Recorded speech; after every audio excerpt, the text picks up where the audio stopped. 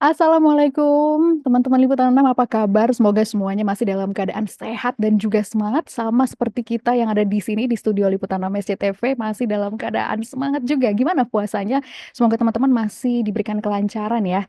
Dan kali ini teman-teman, di episode kita hari ini, saya tentunya nggak sendiri karena saya akan ngobrol-ngobrol dengan salah seorang warga negara Indonesia di Korea Selatan. Saya penasaran sih sebenarnya gimana sih suasana berpuasa di negara yang jauh dari Indonesia. Kalau sebelum-sebelumnya kita udah ngobrol dengan teman-teman WNI dari Madinah ya. Kali ini dari wilayah Asia Timur. Nah, sudah bergabung bersama kami Bayu Ramadan di Korea Selatan. Halo, selamat. Saya bilangnya selamat apa nih? Kalau di Indonesia ini selamat menjelang buka puasa kali ya Mas Bayu. Apa kabar, sehat Mas? Halo Mbak, Alhamdulillah sehat. Sehat. Wajahnya sumringah sekali ya, senyum lebar. Ini gimana? Hari ini puasa lancar, Mas? Alhamdulillah lancar, puasanya lancar. Jadi Ah, harus semangat meskipun tetap puasa sih. oh iya, sama dong. Di Indonesia juga pasti harus tetap semangat meskipun dalam kondisi yang ya kadang-kadang cuacanya bisa dingin, bisa panas ya, Mas. Mas, gimana sih kira-kira suasana berpuasa gitu di Korea Selatan? Oh ya, Masnya ini dari wilayah Chuncheon ya? Bener Iya ya? betul. Betul, aku di Oh, Chuncheon di Korea Selatan. Jadi letak Chuncheon itu 1,5 jam dari Seoul. Jadi nggak begitu jauh sebenarnya dari oh, Seoul juga. oke, oke. Eh, Mas masuk dalam gabungan PPI berarti ya, Iya. Perkumpulan Pelajar Indonesia. Kira-kira kalau teman-teman Muslim yang ada di Korea Selatan atau di wilayah Mas sendiri, gimana sih suasana berpuasa? Iya, aku ikuti Perpika. Kalau di Korea namanya Perpika. Jadi Perkumpulan Pelajar Indonesia di Korea Selatan. Dan kebetulan aku ada di Chuncheon. Jadi di Chuncheon masyarakat Indonesia yang kuliah di Chuncheon itu ada sekitar 60 orang. Jadi kita masyarakat Muslimnya itu juga lumayan banyak. Jadi ada dari negara lain juga. Jadi bukan cuma dari Indonesia aja sih. Jadi eh, masih ada nuansa Ramadannya juga meskipun kita di sini sebagai agama yang minoritas tapi tetap ada nuansa Ramadannya juga gitu. Oke, Mas, berarti tadi kan sempat bilang masih ada suasana Ramadan.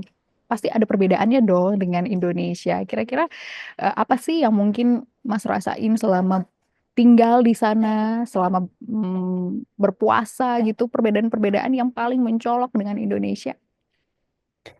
Perbedaan yang muncul pasti sih di sini nggak ada wartakjil ya.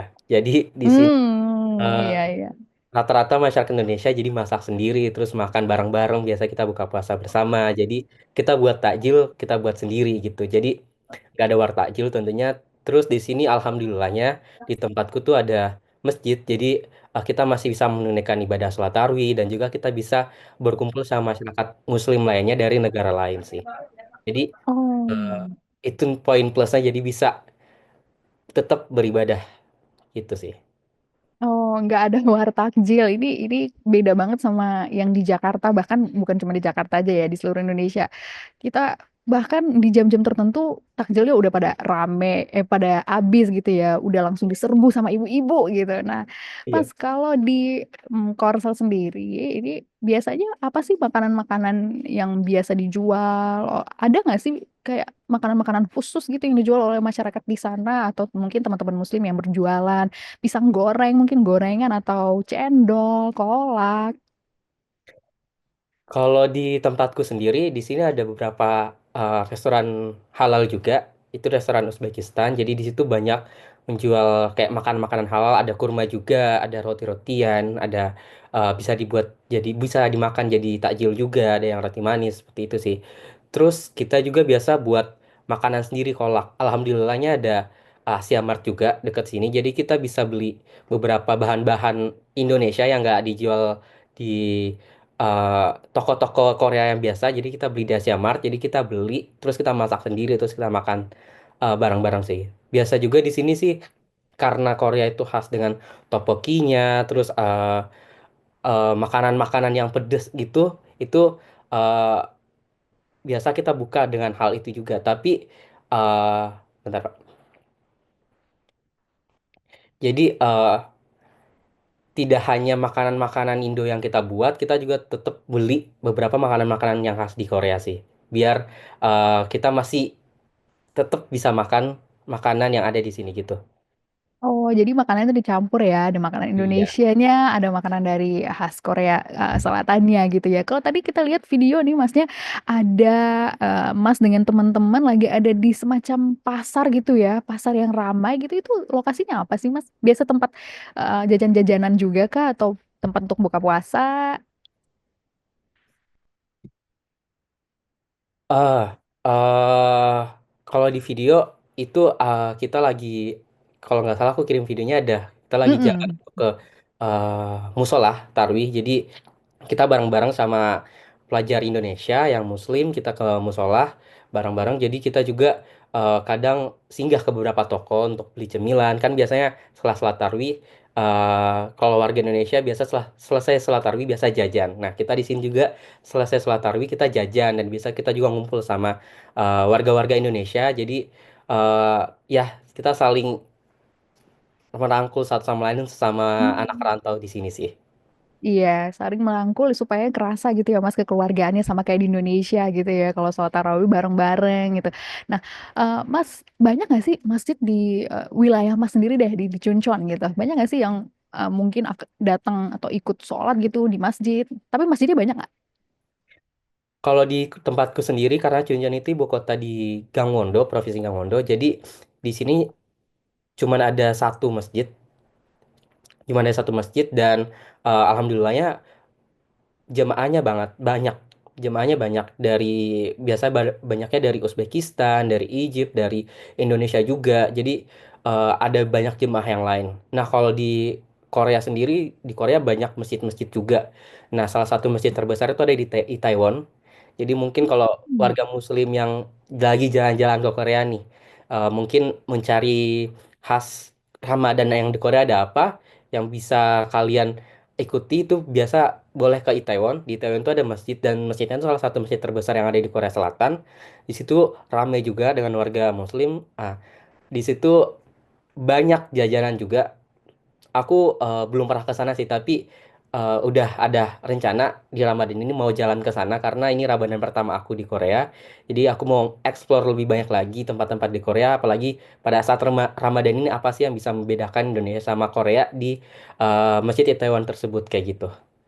Oh, nice. Berarti belum pernah ke sana tapi pengen banget. Nah, tadi Mas bilang baru tahun pertama gitu ya di Korea Selatan ya. Sebelumnya Mas ada di mana? Terus di Korea Selatan belajar ya, studi ya. Iya, sebenarnya aku udah ngerantau sekitar 7 tahun. Jadi aku Hmm. S1 di Jakarta, aku tinggalnya di Makassar, jadi S1 di Jakarta, kerja juga di Jakarta, dan alhamdulillahnya aku dapat beasiswa dari pemerintah Korea Selatan untuk lanjut S2 di Korea. Jadi ini udah tahun ke-7 aku ngerantau, dan tahun pertama aku Ramadan di negara yang berbeda. Jadi biasanya aku udah ngerasain Ramadan ngerantau sendiri, jadi kayak nggak begitu kaget, tapi pada saat beda negaranya emang banyak hal-hal yang berbeda, tapi tetap harus bisa dilaksanain secara khusyuk untuk Ramadannya gitu sih. Oh, oh nice. Baru kali ini merantau ke luar negeri. Maksudnya yang akhirnya ngerasain jauh dari keluarga gitu ya. Momen-momen puasa ini kan momen-momen yang paling diinginkan ya untuk bisa mungkin bergabung bersama keluarga, merayakan kehangatan ya Ramadan bersama keluarga. Jadi ini Mas, saya pengen tanya nih, selama tinggal di sana dan juga berpuasa gitu ya, apa sih yang dikangenin dari Indonesia secara personal nih Mas? Kalau dari aku sih pasti masakan ibu ya, pasti masakan ibu. Apalagi kalau pada saat kita sahur, dibangunin terus makan bareng sama keluarga, itu pasti yang paling dikangenin sama anak rantau sih, untuk makan bareng keluarga, untuk bercengkrama bareng keluarga dan kerabat, itu yang paling dikangenin. Apalagi masakan ibu yang emang khas biasanya untuk Ramadan. Kalau mamaku biasa masak untuk Ramadan emang beda dengan masak setiap harinya. Jadi emang itu yang paling dirindu, sama suasana Ramadan, kayak kita ngumpul habis tarawih, mungkin main petasan, mungkin kita jajan empe-empe, dan tadi juga war takjil. Di sini nggak ada sama sekali war takjil, jadi itu salah satu hal yang aku kangenin sih di Indonesia. Oke, berarti kalau kangen sama masakan mama di Korea Selatan harus masak sendiri gitu ya Mas. Tadi saya lihat ada kumpulan teman-teman gitu yang lagi ngerayain bareng mungkin. Terus ada lontong, ada sate. Itu teman-teman Indonesia juga yang masak bareng-bareng. Iya betul. Jadi itu kita lagi makan bareng-bareng. Jadi kita kangen sate Taichan karena kita Oke. nggak bisa ke Senayan tuh makan sate Taichan. Jadi kita buat sendiri. Jadi kita buat sendiri sate Taichannya. Kita buat rame-rame. Jadi eh, kita kumpul bareng-bareng. Jadi kalau teman-teman yang lain kayak, ayo yuk makan makanan Indonesia yang ini yuk. Ayo kita masak bareng-bareng. Jadi emang kita untuk melepaskan Rindu ya, kerinduan, kangen gitu. melepaskan kerinduan dengan cara tersebut sih. Jadi kita masak bareng-bareng. Selanjutnya kita mau makan apa lagi nih? Jadi kita ngumpul, kita patungan untuk beli barangnya, terus kita masak bareng-bareng, kita makan bareng-bareng itu sih. Dan juga di sini sih masyarakat Indonesianya dikenal sangat ramah dan sangat Oh. kompak juga karena dari teman-temanku yang dari negara lain dia apresiasi karena mahasiswa Indonesianya sangat kompak satu sama lain. Jadi sering ngumpul, sering bareng-bareng, sering main bareng gitu sih. Jadi teman-teman yang lain kayak bisa dibilang kayak negara mereka itu nggak sekompak dan nggak seramai ini. Jadi Indonesia bisa dibilang silaturahimnya kuat banget satu sama lainnya gitu sih. Oh, oke. Wah, tadi saya juga sempat intip tuh gambar-gambarnya beberapa. Ada yang bahkan mungkin bikin perkumpulan juga ya Mas ya di Korea Selatan itu ya dari gambar-gambar atau visual yang tadi Mas kasih ke kita gitu. Nah, Mas, saya juga penasaran sebenarnya kalau orang Korea Selatannya sendiri gitu ya, orang Korsel deh saya nyebutnya. Kalau ngelihat teman-teman Muslim di sana apa sih impresi yang didapat atau kesan yang mungkin diterima oleh masyarakat asli Korselnya? Kalau yang aku lihat selama aku di sini, kalau mereka dengar dengan kita itu dari warga Indonesia, pasti yang paling pertama dia ingat warga Indonesia itu rata-rata dia nggak bisa makan babi. Jadi teman-teman Oh. yang kuliah di sini biasa kalau diajak makan kumpul bareng jurusannya, bareng teman-temannya pasti mereka udah make sure itu dia nggak boleh makan babi. Jadi biasa makanannya dipisah dan itu sangat-sangat baik banget untuk teman-teman Korea. Jadi mereka udah paham tentang warga Indonesia juga. Terus eh, teman-teman yang muslimah yang lainnya juga yang berhijab pasti teman-teman yang lain kayak bingung. Ada beberapa negara juga yang masih kaget dengan hal itu, tapi kita sama-sama untuk kenalin kayak masyarakat Indonesia itu mayoritas Islam dan juga kita Mm-mm. eh, emang nggak boleh makan babi dan emang syariat Islamnya kita harus lakuin seperti ini kayak gitu sih. Tapi nggak menutup kemungkinan teman-teman Indo yang non Muslim juga yang ada di sini beberapa tetap dicap kayak, oh kamu orang Indo ya, kamu berarti nggak boleh makan babi. Padahal dia non Muslim. Jadi masih bisa kita menjelaskan dan teman-teman Korea yang lain juga memahami hal itu. Jadi itu sangat bagus dan sangat baik kayak gitu sih. Oke, tapi teman-teman asli Korsel gitu ya, saya sebutnya, mereka tahu nggak sih kalau sekarang teman-teman Muslim sedang berpuasa? Ah, kalau hal itu karena aku sekarang masih libur jadi belum masuk. Seharusnya Oh. kita mereka belum tahu sama sekali. Tapi kita boleh seperti menjelaskan ke mereka untuk saat ini kita lagi puasa dan mereka pasti akan paham hal itu. Jadi teman-teman yang Korea bukan masih sih kayak belum paham juga terkait ibadah Hmm. puasa. Jadi kita yang menjelaskan kalau misalnya kita lagi puasa kita nggak boleh makan dan minum seperti itu sih. Oke. Nih Mas yang bikin saya penasaran banget dulu kan saya juga pernah kuliah di luar negeri gitu ya Mas ya.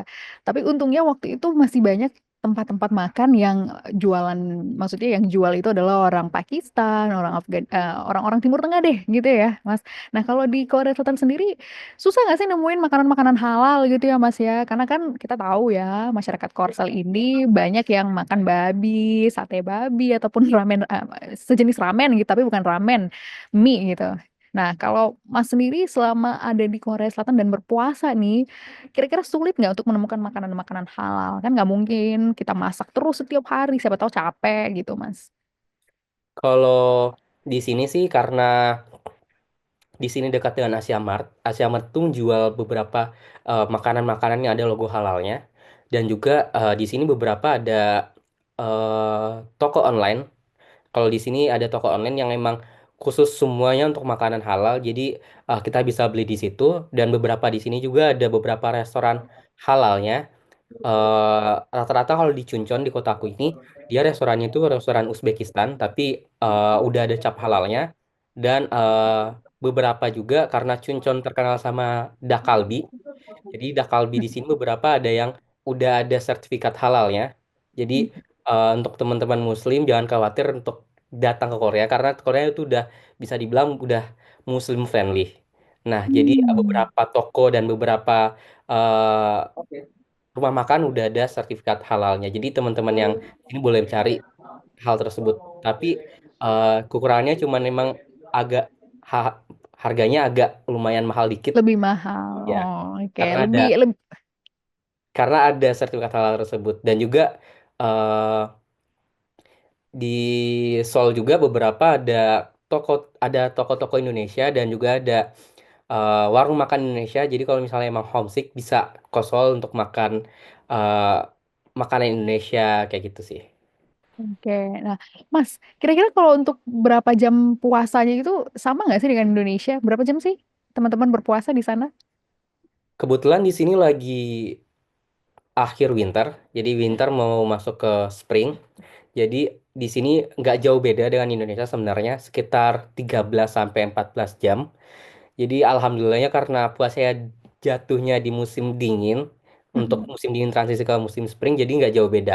Tapi kalau semisalnya dia masuk ke summer, itu bisa lebih dari 14 jam. Karena mataharinya Oh. lebih lama terbit. Bisa mungkin bisa sampai jam 8 baru maghrib, atau iya, sekitar jam 8 setengah 9 gitu sih. Oh, berarti teman-teman masih nggak jauh beda dengan Indonesia. Kira-kira buka puasanya sekitar jam berapa tuh Mas di Korsel? Kalau sekarang buka puasanya di sekitar jam 6.30 untuk buka Mm-mm. puasa. Terus imsaknya itu di jam 5.25, 5.25, 5.26, sekitar Oke. jam segitu. Oh, berarti memang benar-benar nggak jauh beda sama Indonesia. Mungkin rasanya juga sedikit terbantu gitu ya, Mas ya. Nggak jauh beda nih waktunya, perbedaan waktunya. Paling tadi yang susah itu mencari makanan dan karena homesick mungkin jauh dari keluarga, jadi lebih banyak menghabiskan waktu bersama dengan teman-teman. Nah, Mas sendiri, Mas Bayu ini kan studi di salah satu universitas, saya bisa bilang bergengsi gitu ya, di Korea Selatan. Mungkin bisa dijelasin kira-kira bagaimana sih kehidupan sebagai seorang mahasiswa Indonesia, asal Indonesia, berkuliah gitu di universitas bergengsi. Alhamdulillahnya aku kuliah di Korea Selatan, dapat beasiswa dari pemerintah Korea Selatan gitu namanya GKS, Global Korea Scholarship. Jadi banyak warga Indonesia juga yang kuliah di Korea Selatan dengan beasiswa tersebut. Di angkatan aku ada sekitar 90 lebih warga Indonesia yang dapat di tahun 2024 kemarin. Nah, tahun sekarang lagi dibuka. Mungkin bisa teman-teman kalau mau ke Korea Selatan untuk melanjutkan studinya bisa mungkin cari info terkait hal tersebut. Nah, kalau aku sekarang kuliahnya di Kangwon National University, jurusannya Tourism Management, jadi jurusan pariwisata. Untuk GKS sendiri sih, eh, dia harus wajib kelas bahasa dulu setahun. Jadi untuk S2-nya itu kan 2 tahun. Jadi aku wajib kelas bahasa setahun untuk kelas bahasa. Jadi sekarang aku masih kelas bahasa setahun. Kemudian setelah kelas bahasa baru lanjut ke degree-nya, ke S2-nya 2 tahun kayak gitu sih. Untuk di Hmm. Korea Selatan karena teman-teman pasti banyak nonton drakor dan pasti banyak tahu Iya. tentang Korea Selatan, pasti udah tahu kan kalau Korea Selatan itu terkait akademiknya tuh paling tekun dan paling kompetitif banget. Jadi paling ambis lah bisa Hmm. dibilang. Jadi kita Hmm. mau nggak mau harus ikutin hal tersebut. Jadi kita harus ngikutin ritme mahasiswa di sini, seambis-ambisnya mahasiswa di sini kita harus ngejar hal tersebut gitu sih. Oke, wow. Ini bisa jadi pelajaran juga ya buat teman-teman liputan enam yang mungkin menyaksikan atau mungkin orang tuanya yang sedang menyaksikan di kanal YouTube kami. Nah, tadi sudah disampaikan gimana nih pengalaman untuk berkuliah gitu di salah satu universitas bergengsi di Korea Selatan. Nah, Mas, tantangannya nih sebagai seorang WNI yang tinggal di Korsel dan juga sedang berpuasa. Apa sih selama puasa ini apa yang menjadi tantangan terberat? Tantangan terberat kalau dari aku sih yang pertama pasti kangen rumah, Oh, kangen Indonesia juga. Terus karena sekarang lagi puasa, jadi kita harus benar fokus belajarnya sambil menahan eh, dahaga, menahan lapar, dan juga menahan juga emosi dan lainnya. rindu ya. Iya, jadi kita harus benar-benar double untuk puasanya kali ini. Karena kalau aku sendiri kalau misalnya belajar aku pasti harus nyambi sambil minum kopi karena biar tetap fokus dan semangat untuk belajar gitu. Tapi karena sekarang lagi puasa jadi kita emang nggak bisa ngapa-ngapain harus tetap fokus dengan cara lain kayak gitu sih. Oke, wah luar biasa banget tadi cerita dari Mas Bayu tentang kehidupannya selama berkuliah di Korsel dan juga bagaimana kehidupan seorang masyarakat Muslim di Chuncheon, Korea Selatan dalam menghadapi puasa ini ya gitu. Semangat ya Mas, karena masih ada beberapa hari lagi ke depan, masih panjang nih puasanya sebelum nanti kita akhirnya menyelesaikan seluruh rangkaian puasa sampai ke Lebaran gitu. Nah, Mas, yang terakhir dari saya, kira-kira pesan-pesan untuk teman-teman yang menyaksikan. Apa sih yang ingin disampaikan kepada teman-teman WNI? Dan juga teman-teman Indonesia di Indonesia tentunya, teman-teman Liputan 6. Oke, kalau dari aku sih, kalau teman-teman emang punya mimpi untuk kuliah di luar negeri, untuk melanjutkan studi di luar negeri, coba difokusin lagi karena eh, kalau sekedar hanya mimpi tapi kalian nggak mengambil tindakan sama sekali itu mimpi kalian nggak bakal terwujud dan kalian nggak bakal bisa lanjutkan studi di luar negeri. Jadi kalau pilihan kalian melanjutkan studi di luar negeri itu udah bener sama sekali kita harus mengejar hal tersebut. Karena dari aku sendiri beberapa hal yang mungkin bisa aku dapatkan di sini nggak mungkin bisa ada di Indonesia. Mungkin kayak pengalaman yang berbeda yang ada di Indonesia, kita harus berusaha di internasional student dengan lainnya dan juga uh, kita berusaha untuk kuat sendiri di jauh dari rumah, jauh dari Indonesia. Mungkin banyak hal-hal yang bisa buat kita belajar dan semakin mendewasakan diri kita juga. Jadi mungkin Oke. teman-teman yang udah punya mimpi ke luar negeri, coba ambil langkah satu perlahan-lahan. Mungkin langkah tersebut bisa mengubah hidup kalian, bisa mendapatkan pengalaman baru, bisa explore dunia baru di luar dari Indonesia. Mungkin bisa membuat kalian lebih baik lagi dari sebelumnya. Itu sih dari aku, Kak. Terima Oke, kasih. terima kasih Mas Bayu. Cerita-cerita serunya hari ini. Semoga lancar puasanya, semoga lancar juga studinya. Dan terima kasih teman-teman sudah menyaksikan Ramadan di Rantau bersama saya, Gracia.